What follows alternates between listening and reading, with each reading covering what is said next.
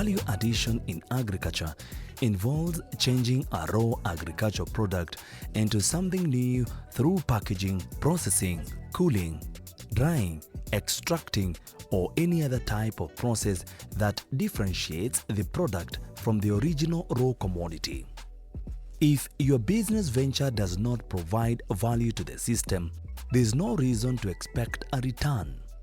Providing value can be in the form of marketing a unique product, filling a market niche, simplifying the supply chain, providing a service, lowering costs, and many other ways.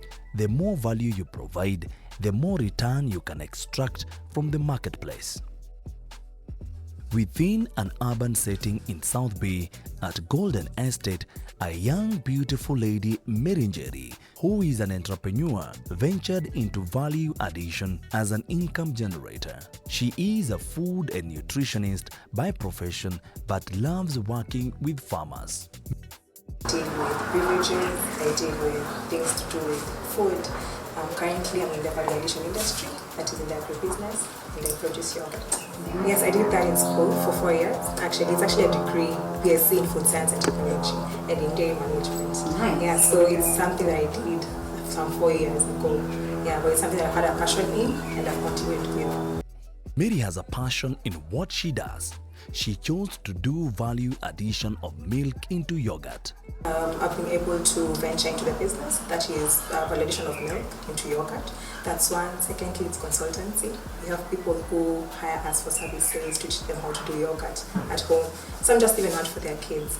So I would say consultancy and processing. For one to start up and venture, you must be motivated into getting into the business. As for Mary, her motivation comes from working with many farmers and training them on food and nutrition. This helped her realize that she can not only do consultancy services but also involve herself with value addition process. But initially, I used to make it for my own and for my family. Then it grew into a business. This is through referrals, and it's something that I was working for a company actually where we used to deal with ingredients for these kind of things. Then we used to train farmers. So on training farmers, they continued the venture. Then I decided, well, let me not start it myself commercially. That gave birth to Maribel Yogurt. I used to work for a company where we used to deal with ingredients for yogurt, for ice cream, for flavors, seasonings. Then I used to go to farmers so that they can buy our products. Then I will teach farmers how to do yogurt, then they get into commercial. Then I will be like, this looks like a very interesting business. Since I'm teaching them, why don't I also invest the same in myself and see how it will take me. Choosing a business name or a brand for a product, it takes a lot of decisions and ideas to come up with a unique brand. Maribel Yogurt is the brand name for Mary's product did not come easy. She narrates how she settled for the business brand name. People always think it's from the name Mary, but actually it's something that I wrote down. It took me like 2 weeks to come with the name.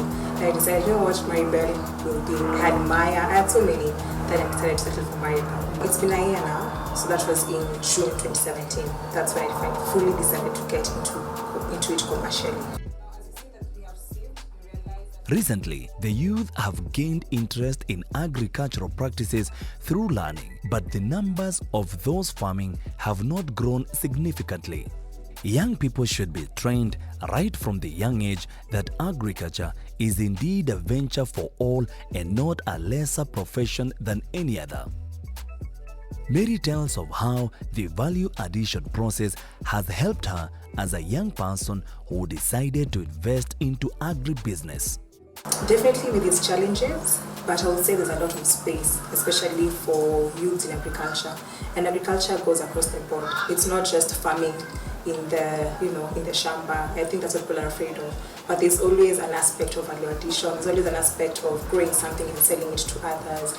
So I would say there's a lot of potential, and it has made me grow in my career and profession. There are many raw products in the agricultural value chain with potential of value addition. Some say that 99% of agricultural products from both livestock and crop production can be done value addition. Mary decided to settle for milk, which she adds value by processing to make yogurt. I'm a fan of yogurt, and it's something that we used to do in campus. We actually had a unit called the GDI where I used to make the yogurt. So I think for me, it's just a product that I came to learn how to make it more personal, and I got to have a big experience on it. If maybe I had an experience in something else, maybe I would have ventured into it. But that's why I chose yogurt. For yogurt making, the milk used must be clean and of good quality. Mary takes these considerations with caution because bad milk leads to a bad product. The question is, where does she get her milk from? Milk is a tricky source because milk can be added or discarded, but I get it from Kiambu. I have people who also have cows in Rongai who deliver to me.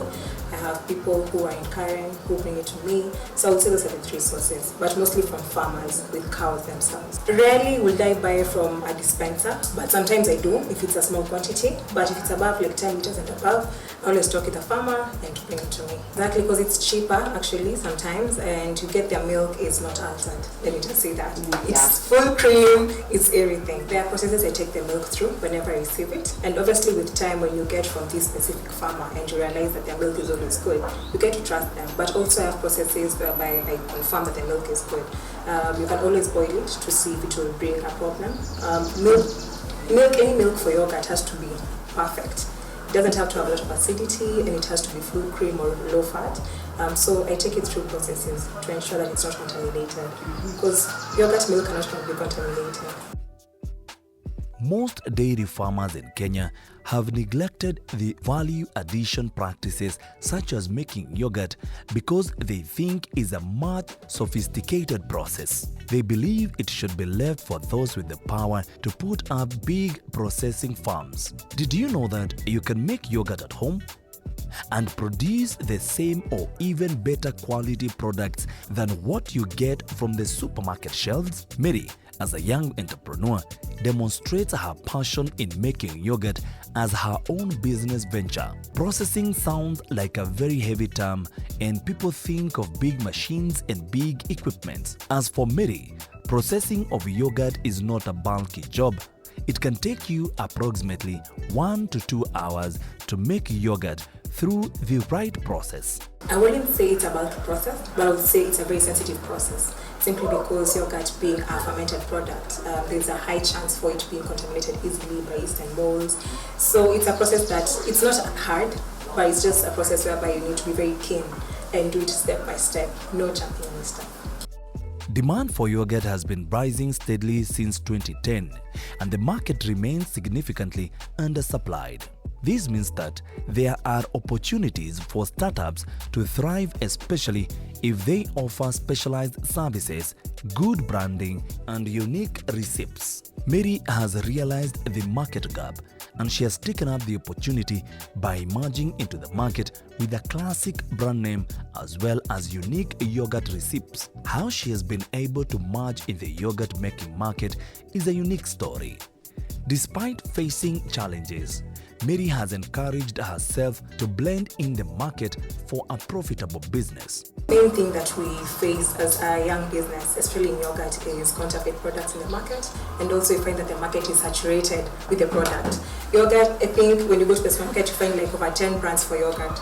So I think for me, it's always getting to convince the customer that this is a product that she would like, it's a product that is healthy, and it's a product that is not, it's not made in a funny way.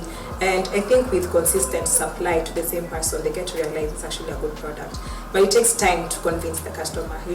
They'll ask you what makes your yogurt different. You're sure it's not the one that you see in the supermarket. So sometimes you actually have to bring them here for sampling. I carry out sampling sessions so that people can actually realize, okay, so this is how she makes it, this is how it tastes, but right now I'll buy it. I started it I used to make for my family. Then I began making it for my neighbors. Then my neighbors had kids who go to school with it. Then they share, and then you find that people are asking, this yogurt is nice, how can I get it? So I found that most of my neighbors got to actually refer me to other people.